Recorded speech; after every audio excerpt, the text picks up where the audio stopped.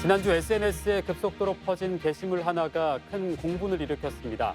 해당 영상에는 여중생 4명이 또래 여중생 1명을 집단 폭행하는 모습이 그대로 담겨 있었습니다. 네, 광주 서부경찰서는 피해 학생을 집단 폭행하고 영상까지 퍼뜨린 가해 학생 4명에 대해 지난 5일 특수상해 혐의로 검찰에 송치했는데요. 이 끊이지 않는 학교 폭력의 실태와 원인 그리고 예방책은 무엇인지 오늘 시사화에 대해서 자세히 짚어보겠습니다. 전세영 캐스터 조형래 변호사와 함께합니다. 안녕하십니까? 안녕하십니까. 네, 지금 이 광주에서 이 학교 폭력 문제가 좀 논란이 된 게 처음은 아닌 것 같은데요. 지금 광주의 학교 폭력 실태가 좀 어떻습니까? 네, 광주경찰청이 정리한 학교폭력 신고 현황을 보니까요.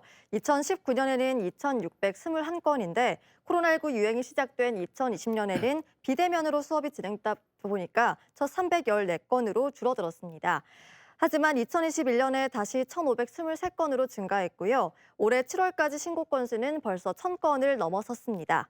사회적 거리두기 지침이 전면 해제된 올해 상반기 학교 폭력으로 인한 광주 지역 112 출동 신고 건수도 지난해 같은 기간과 비교를 해보면요. 무려 85.4% 증가한 것으로 나타났습니다. 네, 우리 지역에서만 1,000건이 넘는 사건이 발생하고 있다니까 무척 심각한데요. 그럼 이렇게 학교 폭력이 발생하면 이후에는 어떤 절차가 진행이 됩니까? 네, 학교폭력대책심의위원회, 소위 말한 학폭위 많이 들어보셨을 텐데요. 학폭위는 학교폭력 예방 및 대책에 관한 법률 제12조에 따라서 교육지원청에 존재하는 기관입니다. 학교폭력 사건이 발생하면 학교장이 자체적으로 해결할 수 있는 경미한 사건을 제외하고는 학폭위 소집, 사실관계 조사, 심의, 징계라는 4단계의 절차를 거치게 되는데 네. 다만 이때 피해 학생이나 보호자가 희망하면 사건이 아무리 경미해도 학폭위는 무조건 소집하게 돼 있습니다. 학폭위가 소집되면 학폭위 사건을 전담하는 기관의 전문 인력들이 사실관계 조사를 시작합니다. 피해 학생과 가해 학생 그리고 목격자 면담을 하고 CCTV 같은 객관적 증거들도 수집을 합니다. 사실관계 조사가 끝나면 심의위원회가 개최가 되는데요. 심의위원회에서는 피해 학생과 보호자 그리고 피해자 측을 대리하는 변호사의 입장을 들어보고 이후에 가해 학생과 보호자 그리고 가해 학생 측을 대리하는 변호사에게 질의응답을 합니다. 이런 절차를 모두 거치고 난 다음에 심의 결과 가해 학생에게 잘못이 있다고 판단이 되면 법에서 정하는 총 9가지 유형의 징계 중에 사안에 가장 적합하다고 판단되는 조치들을 양측에 통지하는 식으로 절차가 진행됩니다.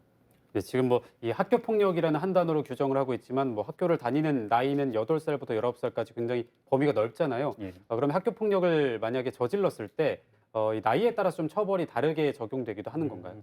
학폭위 자체는 가해자의 나이와는 무관하게 앞서 말씀드린 4가지의 절차를 거치는 게 동일합니다.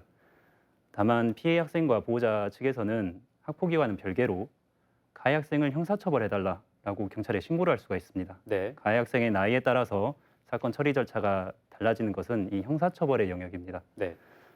가해 학생에 대한 형사처벌과 소년심판에 대해서는 우리 형법과 소년법에서 정하고 있는데요. 가해 학생이 행위 당시 나이가 만 10세 미만인 범법 소년이었다면 안타깝게도 아무리 잘못을 했어도 형사처벌이나 소년심판을 할 수가 없습니다. 네. 따라서 경찰에 신고를 해도 이런 경우에는 사건이 바로 종결이 되고 피해 학생 입장에서는 학폭위 결과로만 만족을 해야 되는 입장에 처하게 됩니다.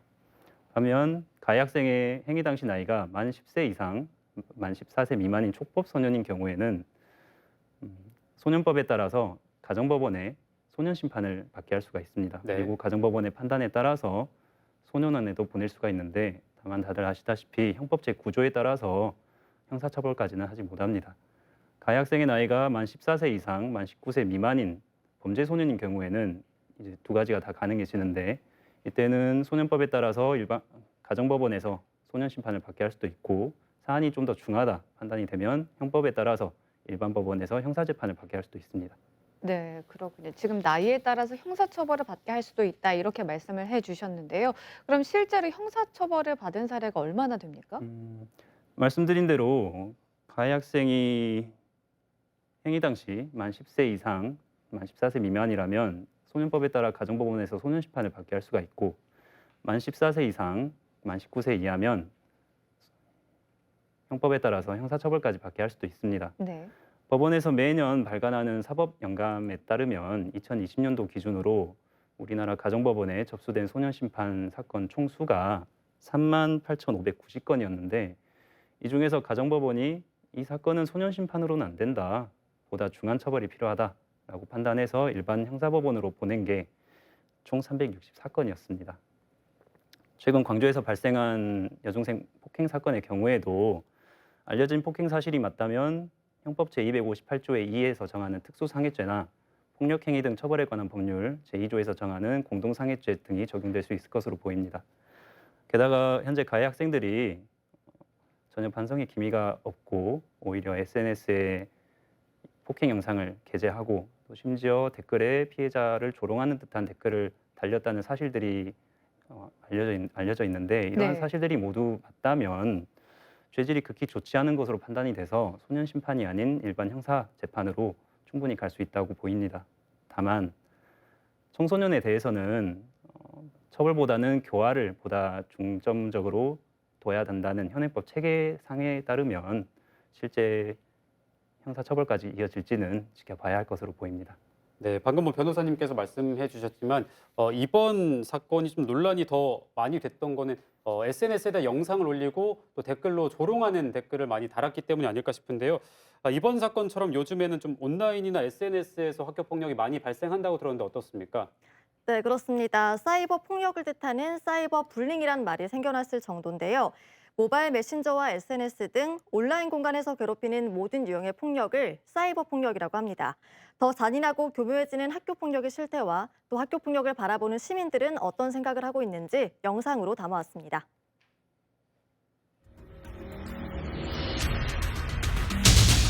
일상이 바쁘게 흘러가는 동안 일상의 공간에서 학교 폭력도 함께 일어납니다.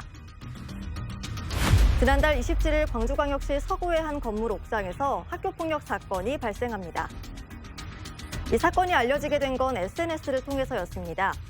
가해 학생들이 피해 학생을 폭행하는 장면을 영상으로 촬영하고 그 영상을 직접 SNS에 올린 겁니다. 하지만 이런 양상의 학교폭력은 이전에도 발생했습니다. 지난해 11월 남구에서 발생한 중학생 폭행 사건, 2020년 동구에서 발생한 여중생 폭행 사건 모두 폭행 후 SNS에 영상을 유포해서 2차 피해로 이어졌습니다. 지금 현재 현장에서 사이버 폭력 관련돼 가지고 증가 추세에 있는데 이게 단순하게 사이버 폭력만 있는 게 아니라 SNS상에서 아이들이 서로 만나기로 약속을 하고 그리고 난 다음에 계획성 있는 어떤 학교 폭력으로 연결이 되고요. SNS에 또 본인들이 찍은 동영상을 올린다든지 아니면은 그 피해 학생에 대해서 뭐 이렇게 언어 폭력을 한다든지 그래서 2차 피해가 진행이 되고 있는 것들이 지금 이제 굉장히 많아지고 있어요. 실제로 경찰청의 학교폭력 유형별 검거 현황 자료에 따르면 모욕과 명예훼손 유형은 2016년 301건에서 2020년 733건으로 무려 145.3% 증가했고 강요도 같은 기간 117.4% 증가한 것으로 나타났습니다. 청소년들 사이에 인기를 끌고 있는 한 익명 소통 SNS가 사이버 폭력의 온상으로 떠올랐지만 그 외에도 딥페이크, SNS 아이디 도용, 기프티콘 상납, 사이버 스토킹까지 사이버 폭력의 양상은 다양하고 수법도 교묘한데요. 이렇게 사이버 폭력이 늘고 있는 이유는 무엇일까요? 기존의 신체 폭력 등 물리적 폭력은 피해자의 피해 정도와 고통이 어느 정도인지 파악이 됐는데 사이버 폭력에서의 가해자는 피해자의 고통을 직접적으로 확인할 수가 없어서 타인 존중, 자기 성찰의 결핍, 그리고 죄의식의 결핍 등으로 사태의 심각성조차 모른다는 것. 즉 가해 학생은 불법 촬영이 심각한 범죄 행위임을 인식하지 못하고 있어서 동일 범죄가 되풀이 될 수 있다는 점도 문제인 것 같습니다. 최근 광주에서 벌어진 학교폭력 사건은 가해자가 폭행 영상을 촬영하고 SNS에 유포하면서 큰 논란이 됐는데요. 시민들은 이 사건을 어떻게 바라보고 있을까요? 아무리 어린 학생이라도 저는 처벌을 받아야 된다고 생각합니다. 너무 그 폭행의 정도가 어른들 범죄 이상 가던 그런 것들이 너무 많기 때문에 아무리 아이들이라고 해도 그거를 촉법 소년으로 그렇게 봐주고 할 그게 아니고 저는 당연히 어린이들도 중대한 범죄를 저질렀으면 처벌을 받아야 되지 않나 그렇게 생각합니다. 자녀 키우는 입장에서 아이를 혼자 밖에 돌아다니게 이제 사회생활도 하고 해야 되는데 많이 걱정되고 좀 그런 일이 없도록 좀 사회에서도 좀 그런 법률이나 이런 게 잘 정비가 돼가지고 좀 안심하고 키울 수 있는 사회가 됐으면 좋겠어요. 네. 법이나 제도 보완 이외에 근본적인 문제도 지적합니다. 요즘 애들은 너무 무관심하게 자라는 애들이 많다 보니까 그런 점에 있어서 어릴 때부터 성장 과정에서 약간 좀 문제가 그런 발생이 되지 않나. 그래서 정부나 이제 사회적인 차원에서 그런 애들까지 좀 더 이렇게 보살피고 관심을 주고 해서 좀 더 이제 잘 성장할 수 있게 그런 도움을 줘야 되지 않나 생각합니다. 학교나 학원이나 가정에서도 조금 소홀하지가 않나. 뭐 저 어렸을 때는 조금 엄마가 놀아주고 이런 게 조금 놀이터 가서 노는 게 주 놀이였다면 요즘은 뭐 혼자서 핸드폰 하거나 게임하는 것도 약간 조금 이유가 있다고 생각합니다. 한 초등학생의 답변은 특히 인상적이었습니다. 선생님들이 친구들이랑 상담을 조금 많이 했으면 좋을 것 같아요. 친구들끼리 서로 관심을 기울여서 쌍관자가 되지 말고 서로 도와줬으면 좋겠어요.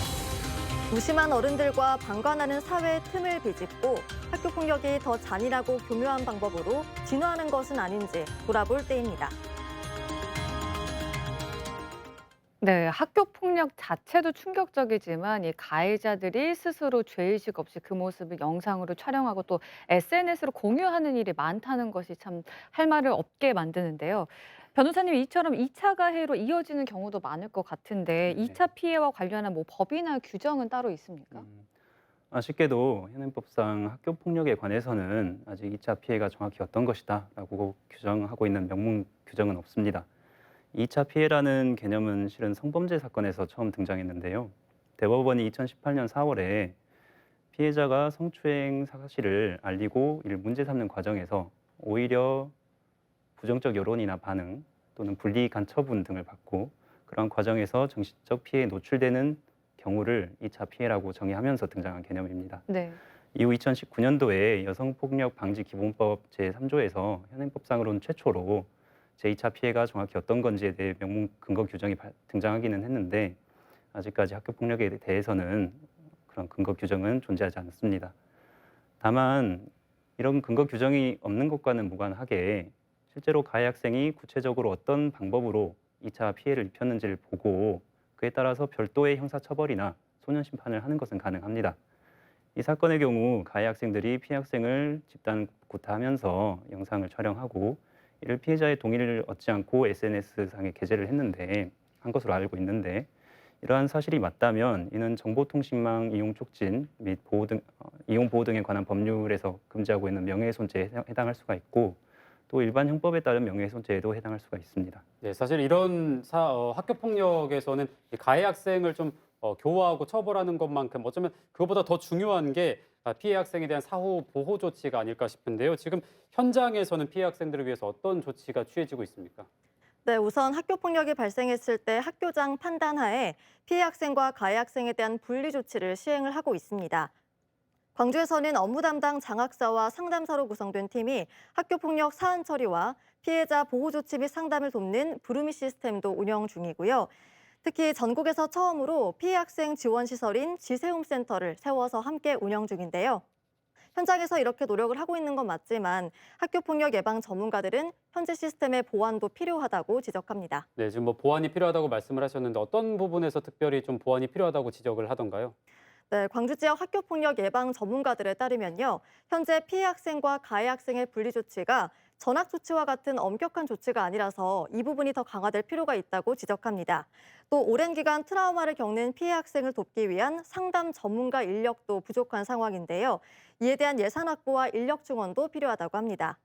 또 급변하는 학교 폭력 양상에 대응할 수 있는 전문적인 교육 프로그램 개발도 필요하다고 말합니다. 네, 2차 피해와 관련해서도 그렇고 여전히 법이나 제도적으로 좀 보완해야 할 부분이 많아 보이는데요. 변호사님께서는 특히 어떤 부분이 좀 보완됐으면 하시나요?